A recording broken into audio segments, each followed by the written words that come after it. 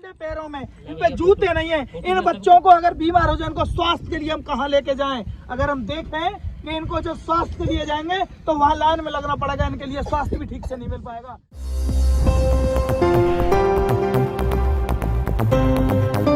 नमस्कार साथियों, Vasudev news channel में आपका स्वागत है। मैं हूं डॉक्टर नकुल शर्मा। आज हम खड़े हैं धतूरी गांव में, बुलंदशहर विधानसभा के धतूरी गांव में। और धतूरी गांव में एक ईंटों का भट्टा है, लक्ष्मी ईंट उद्योग। और इस भट्टे की ईंट की गुणवत्ता को देखें तो बहुत अच्छी बताते हैं लोग। और इसकी आज आपको हम ईंट की गुणवत्ता भी दिखाएंगे। यहाँ से लेकर वहाँ तक सारी ईंटें लगी हुई हैं, सारी ईंटों को भी आप देखोगे।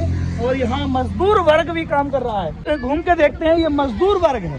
और इस मजदूर वर्ग के जो बच्चे हैं, इनका भविष्य क्या होने वाला है? अब ये मजदूर वर्ग अपना राशन चलाए या इन बच्चों को पढ़ाए?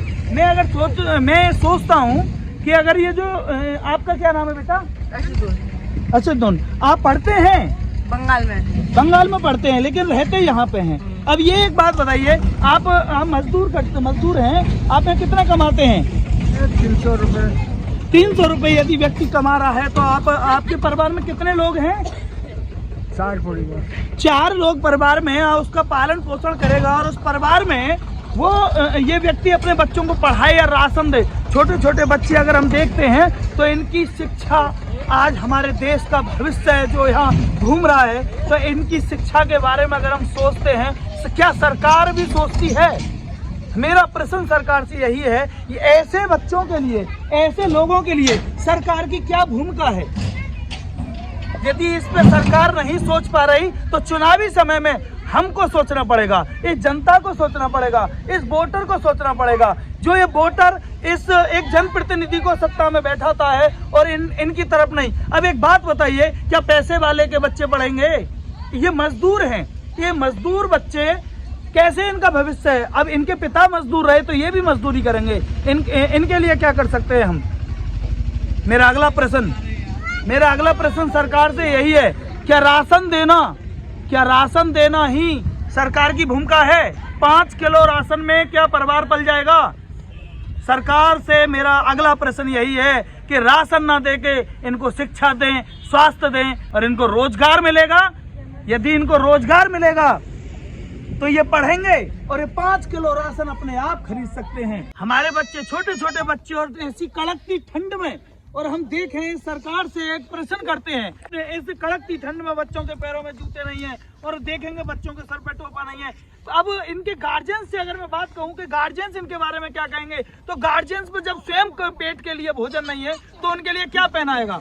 मेरा सरकार से एक यही सवाल है। सरकार से इसी मुद्दे की बात करता हूँ कि 2022 का चुनावी विधानसभा मुद्दा चल रहा है और इस मुद्दे में सबसे पहला मुद्दा ये है कि इनका कौन है, इनका क्या दोष है? इनके माँ बाप का दोष है, ये सरकार का दोष है? सरकार इनके लिए क्या करेगी?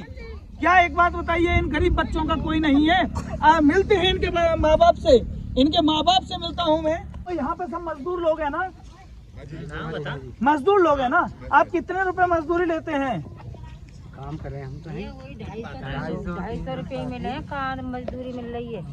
मजदूरी जो चल रही है वो आपको यहाँ के लोग दे रहे होंगे, जो भी चल रही है। लेकिन आप एक बात बताइए, आप अपनी बात को सरकार से क्या कहना चाहते हैं? सरकार से क्या मांग करते हैं? 200 रुपया मजदूरी मिल रही है और क्या मिल रहा है? इन्हें गरीब बच्चन ने पालना है अपने ने। भट्टा पे ईंट पाथना बेचारे, हमें भट्टा मालिक बेचारे खाने को दे रहे हैं, बालकन की व्यवस्था कर रहे हैं पूरी तरह से। एक भट्टा मालिक पर आश्रित हैं, सरकार की तरफ से कोई लाभ नहीं मिल रहा आपको? उनके ही आश्रय पे पाल रहे हैं हम तो। भट्टा मालिकन का कोई लाभ नहीं मिल रहा हमें सरकार की तरफ से। इन भट्टा पे जो पथेरे गरीब बच्चे हैं और इन बच्चों के लिए कोई लाभ नहीं है। क्या इस पर रहने वाला मजदूर एक भट्टा मालिक के ही जिम्मे है? मेरा कहने का उद्देश्य यही है कि इन बच्चों का भविष्य क्या होगा? इस देश का जब भविष्य बिगड़ जाएगा तो हम देश को कैसे बचा पाएंगे? देश का जो भविष्य है इन बच्चों के हाथ में जाएगा तो ऐसे बच्चों को हम क्या करेंगे?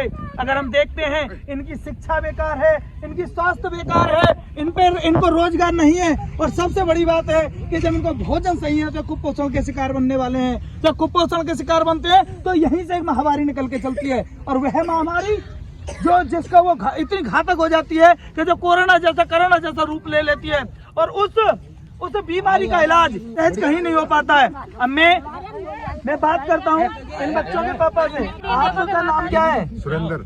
सुरेंद्र जी, आप एक बात बताइए, यहाँ कितने दिन से काम कर रहे हैं? आपको राशन वगैरह मिलता है? कुछ नहीं मिलता है जी। कोई राशन नहीं मिलता है। अम्मा जी, राशन मिलता है? हाँ मिलता तो है, पर थोड़ा ही मिले। थोड़ा ही मिला है।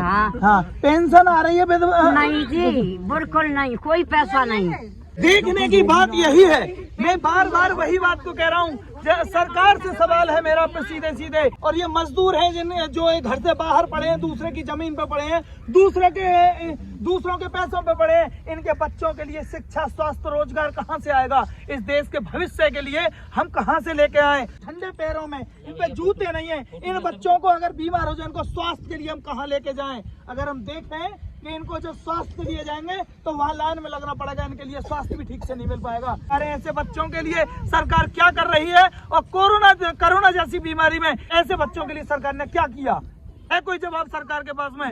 तब से निकल के जा रहा था, भट्टे पे जो पथवाड़ी थे उनसे आके बात कर लिया। छोटे छोटे वीडियो के साथ में मैं मिलता रहूंगा। नकुल शर्मा, जय हिंद।